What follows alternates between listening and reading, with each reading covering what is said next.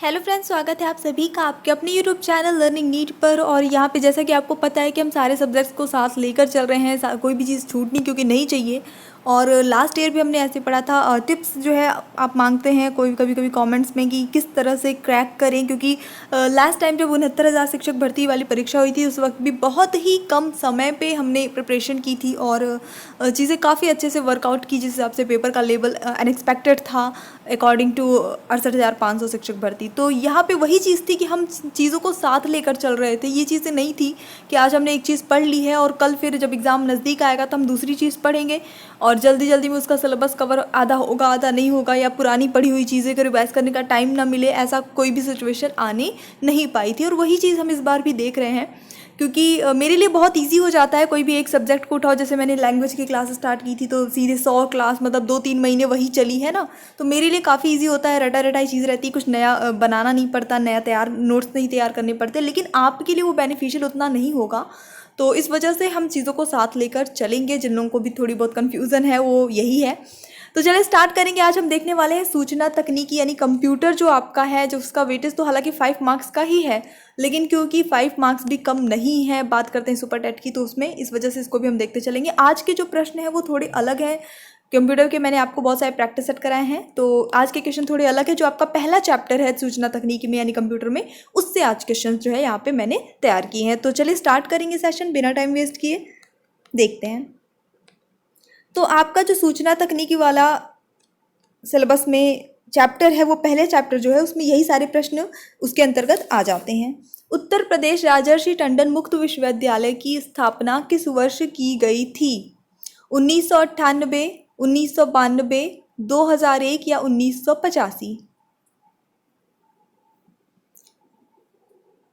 सभी को पता ही होगा, खासकर यूपी वालों को सबको पता होगा इसके बारे में। तो चलिए देख लेते हैं यहाँ पे जो सही आंसर हो जाता है इस क्वेश्चन का वो क्या हो जाता है। तो इसकी स्थापना जो हुई थी वो 1998 में हुई थी। ऑप्शन नंबर ए इसका सही उत्तर हो जाता है, उत्तर प्रदेश राजर्षि टंडन मुक्त विश्वविद्यालय। एनआईओएस की स्थापना कब की गई थी? एनआईओएस की स्थापना कब की गई थी? फटाफट से बताइए। सबको पता है एनआईओएस, तो इस समय बहुत ज़्यादा चर्चा में रहा है पिछले 2 साल से डीएड कराने की वजह से। चलिए देख लेंगे इसका जो सही उत्तर होता है वो क्या हो जाता है। तो इसकी स्थापना 1989 में की गई थी, नवंबर में। तो आपका ऑप्शन नंबर बी यहाँ पे सही हो जाता है। इसकी स्थापना मानव संसाधन विकास मंत्रालय ने की थी नवंबर 1989 में। और एनआईओएस का जो फुल फॉर्म होता है वो आप कह सकते हैं राष्ट्रीय मुक्त विद्यालयी शिक्षा संस्थान के नाम से इसे जाना जाता है। अच्छा चलिए अगला प्रश्न यही आपका आ गया है कि एनआईओएस का पूरा नाम क्या है?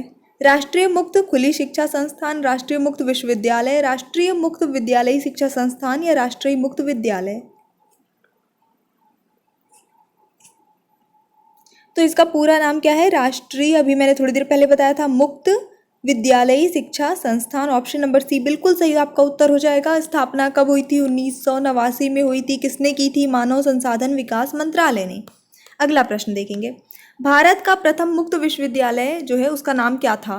राजर्षि टंडन मुक्त विश्वविद्यालय, इंदिरा गांधी मुक्त विश्वविद्यालय, डॉक्टर बी आर अम्बेडकर मुक्त विश्वविद्यालय या भोज मुक्त विश्वविद्यालय? भारत का पहला, चलिए देखेंगे यहाँ पे जो सही उत्तर होता है वो हो जाता है आपका option number C, doctor B R Ambedkar मुक्त विश्वविद्यालय। ये भारत का प्रथम मुक्त विश्वविद्यालय माना जाता है जो कि हैदराबाद में स्थित है। ठीक है, स्थापना कब हुई थी इसलिए नहीं बताएंगे क्योंकि अगला प्रश्न वही है आपका। तो चलिए देख लेंगे, भारत का प्रथम मुक्त विश्वविद्यालय कब स्थापित किया गया, यानी कि डॉक्टर बी आर अम्बेडकर मुक्त विश्वविद्यालय की स्थापना कब हुई, जो कि हैदराबाद में है। फटाफट से ऑप्शन देखिए, गेस कर लीजिए। चलिए देख लेते हैं यहाँ पे जो उत्तर आपका सही हो जाता है। तो 26 अगस्त 1982 में हुई थी। तो ऑप्शन नंबर क्या जाता है आपका सही? बी, 26 अगस्त 1982 में हैदराबाद में इसकी स्थापना हुई थी। इंदिरा गांधी राष्ट्रीय मुक्त विश्वविद्यालय कहाँ पर स्थित है? दिल्ली, हैदराबाद, लखनऊ, बेंगलुरु? इग्नू के नाम से भी जानते हैं इसे सभी, है ना, बेसिकली इग्नू ही कहते हैं नॉर्मल में। चलिए देख लेते हैं इसका जो ये मुक्त विश्वविद्यालय कहाँ स्थित है? दिल्ली बिल्कुल सही उत्तर है सभी का, जितने भी लोगों ने दिल्ली गेस किया है वेरी गुड। चलिए देखेंगे अगला प्रश्न। राजर्षि टंडन मुक्त विश्वविद्यालय का मुख्यालय कहाँ स्थित है? दिल्ली, प्रयागराज, लखनऊ, कानपुर। उत्तर सही होता है इस प्रश्न के लिए आपका ऑप्शन नंबर बी, प्रयागराज में स्थित है। और ये सबको पता भी होगा, प्रयागराज जिसका नाम पहले क्या था? इलाहाबाद। राष्ट्रीय शैक्षिक अनुसंधान एवं प्रशिक्षण परिषद की स्थापना कब हुई थी? 1 सितंबर 1960, डेट सब में सेम है, बस ईयर चेंज है। 1960, 1961, 1962, 1965। राष्ट्रीय शैक्षिक अनुसंधान एवं प्रशिक्षण परिषद यानी कि NCERT जिसे आप कहते हैं। चलिए देखेंगे उत्तर जो सही होता है 1 सितंबर 1961 में हुई थी। आपका ऑप्शन नंबर बी यहाँ पे सही हो जाता है। 1 सितंबर 1961 में जो है आपकी NCERT की स्थापना हुई थी, इस दिन हुई थी।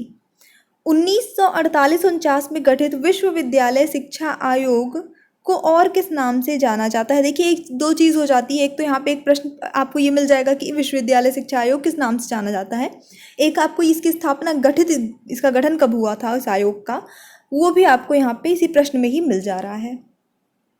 मुदालियर आयोग, राधाकृष्णन आयोग, यूनिवर्सिटी आयोग, कोठारी आयोग। और सही उत्तर होता है इस प्रश्न के लिए राधाकृष्णन आयोग। तो ऑप्शन नंबर बी यहाँ पे बिल्कुल सही हो जाता है। इसी के साथ हम बढ़ेंगे हमारे अगले प्रश्न की ओर। सर्व शिक्षा अभियान योजना की शुरुआत कब हुई? इस तरह के प्रश्न परीक्षा में पूछे जाते हैं, पूछे गए हैं। 1995, 2000, 2001, 2010। तो इसकी जो शुरुआत हुई थी वो 2000 में हुई थी। ऑप्शन नंबर यहाँ पे बी बिल्कुल सही चला जाता है। विश्वविद्यालय अनुदान आयोग यानी UGC की स्थापना कब हुई थी? 1947, 1956, 1962, 1971। विश्वविद्यालय अनुदान आयोग। सही उत्तर होता है यहाँ पे आपका 1956 में इसकी स्थापना हुई थी। ऑप्शन नंबर बी आपका करेक्ट आंसर जाता है इस प्रश्न के लिए। देखेंगे नेक्स्ट। राष्ट्रीय साक्षरता मिशन की शुरुआत कब हुई थी?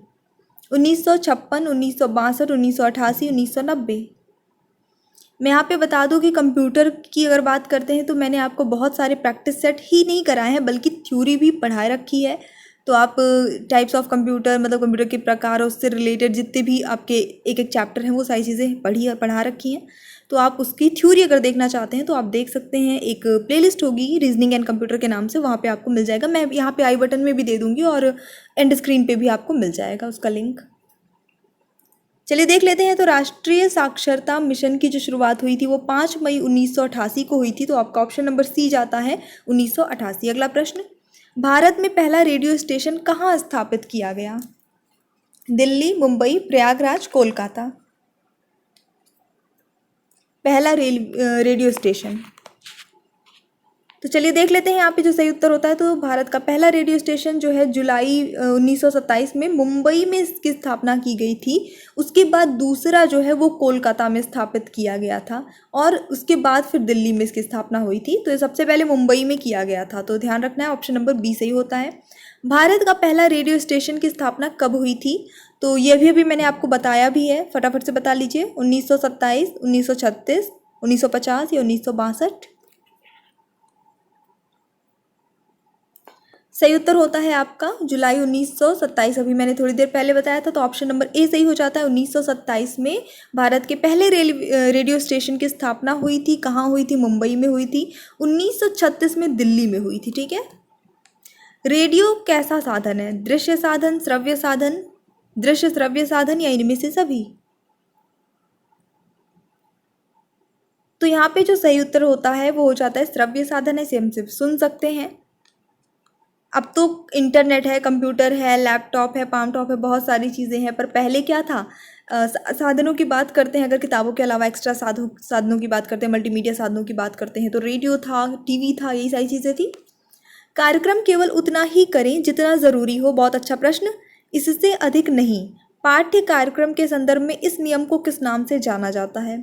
मार्शल डेविड का नियम, फिल्म स्ट्रिप का नियम, माइक्रोफिजी का नियम या फिर उपरोक्त में से कोई नहीं। मैं यहाँ पे बता दूं कि किस कार्यक्रम की बात हो रही है। शैक्षणिक कार्यक्रमों की बात हो रही है जिसके थ्रू बच्चों को, जैसे टीवी में जो प्रसारित किया जाता है, रेडियो में जो प्रसारित किया जाता है, इन सारे कार्यक्रमों की बात हो रही है।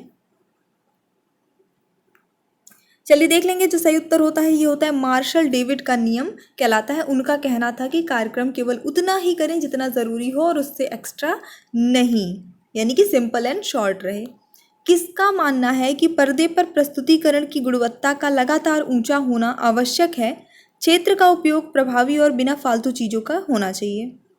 यानी कि अगर हम कोई पर्दे का सेंस वही हो गया कि आपका टीवी पे कोई कार्यक्रम प्रसारित किया जा रहा है या कोई शैक्षणिक फिल्म बनाई जा रही है, तो वहाँ पे गुणवत्ता अच्छी होनी चाहिए और जो भी एरिया है उसका उपयोग प्रभावी और बिना फालतू चीज़ों का होना चाहिए।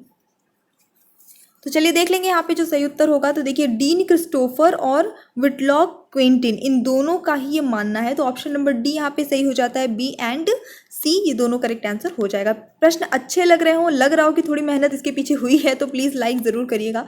आपके लाइक से काफ़ी मोटिवेशन मिलता है। शेयर करिएगा, चैनल पर न्यू है तो सब्सक्राइब ज़रूर करिएगा। TDCC का पूरा नाम क्या है? टैक्स नेट संचार पैनल, प्रशिक्षण और विकास संचार चैनल, टेक्नोलॉजी और विकास संचार channel, teaching department communication channel. TDCC।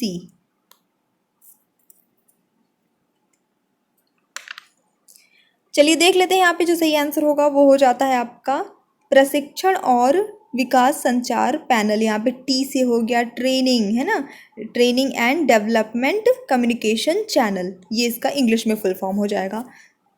इसकी स्थापना जो है इग्नू और इसरो ने मिलकर फरवरी 1995 में इसको स्थापित किया था और प्रचालित किया था। ये है क्या TDCC? अगर इसकी बात करते हैं तो ये दो तरफा यानी कि टू वे जो है श्रव्य और एक तरफा से दृश्य संचार प्रणाली है, यानी कि एक तरफ से इसको देखा जा सकता है और सुना दोनों तरफ से जा सकता है। ये भी शिक्षण के लिए ही यूज होता है। TDCC की स्थापना कब हुई? अभी थोड़ी देर पहले बताया, 1982, 1995, 1961, 1991 स्थापना की थी इग्नू और इसरो ने मिलकर।